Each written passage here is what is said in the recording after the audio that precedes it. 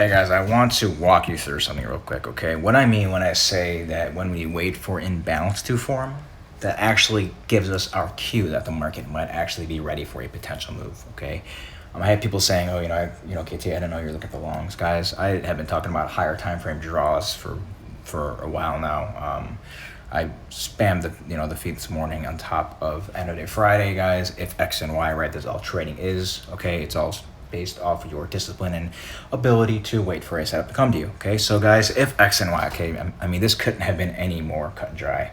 If SPX dumps into end of day, I'm going to be looking at longs. I gave you the expiration, I sent the alert out, and I gave you my micro count fib levels and the particular imbalance that I saw that formed, right?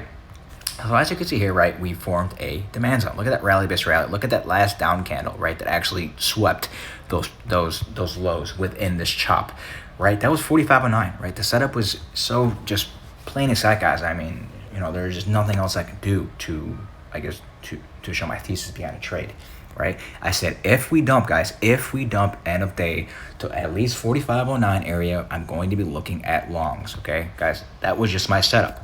So what I mean when I say that we wait for imbalance to form is if we go on a 2-3 hour chart, we can see that the actual imbalance forms right there, right? Because the market pauses, right?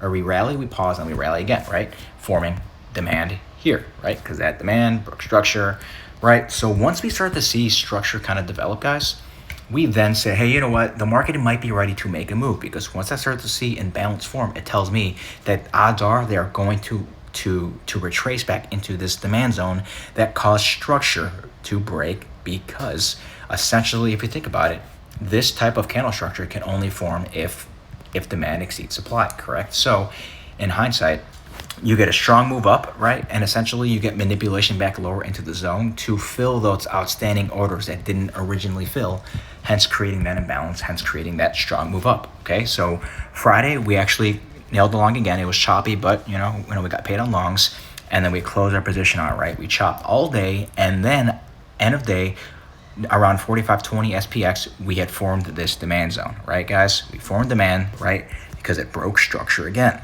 okay? So essentially, I said, if we dump, guys, if we dump, that's exactly what happened, right? We dumped right into 45.09.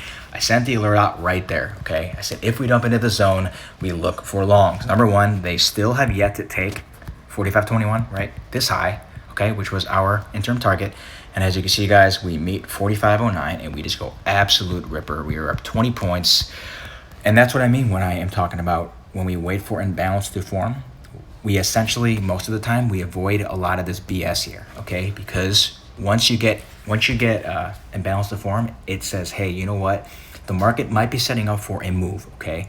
And then we get structure to develop, guys. Look, break a structure, right? Break a structure. Again, same story, guys. Break a structure. Boom. That's how we do it. So I hope this helps, but I just wanted to do a little trade recap to show why I thought we were going to be heading higher on top of our higher time frame analysis, which suggested higher prices to come because of the higher time frame draws that have yet to been tapped.